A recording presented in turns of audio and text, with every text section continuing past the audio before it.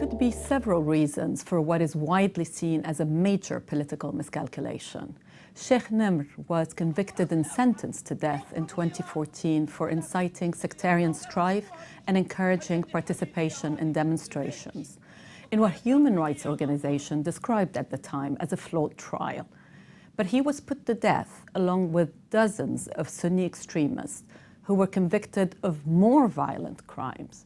One explanation is that the Saudi government assumed that executing a prominent Shia alongside the Sunni would appease radical Sunnis at a time when a new extremist organization, ISIS, is trying to broaden its appeal in Saudi.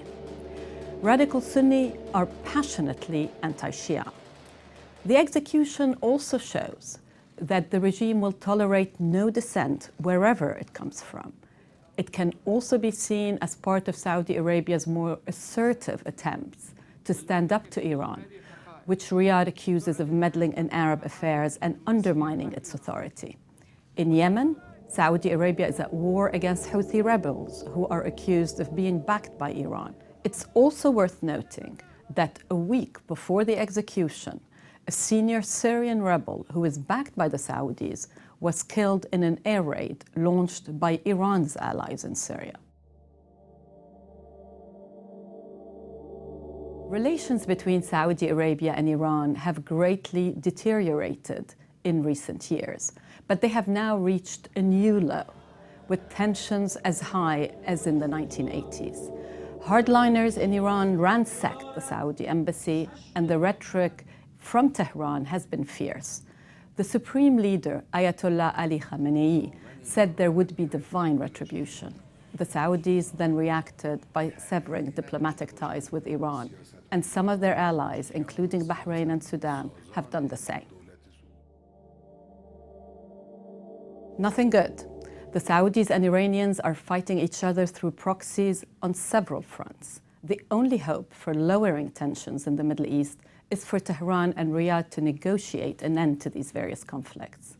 That prospect is now off the table, so we're likely to see more violence in Yemen, possibly also in Iraq. Talks to end the war in Syria will also be complicated.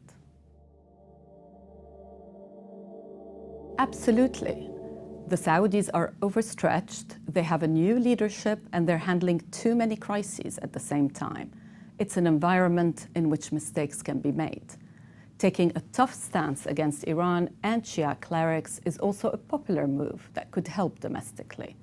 As for Iran, there's an intense power struggle in Tehran between hardliners and moderates ahead of the February parliamentary elections.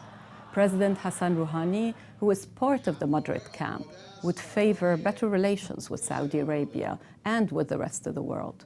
The hardliners have been looking to undermine him since he reached the nuclear accord with world powers, ransacking the Saudi embassy and raising the tempo of condemnation of Saudi Arabia helps to achieve that.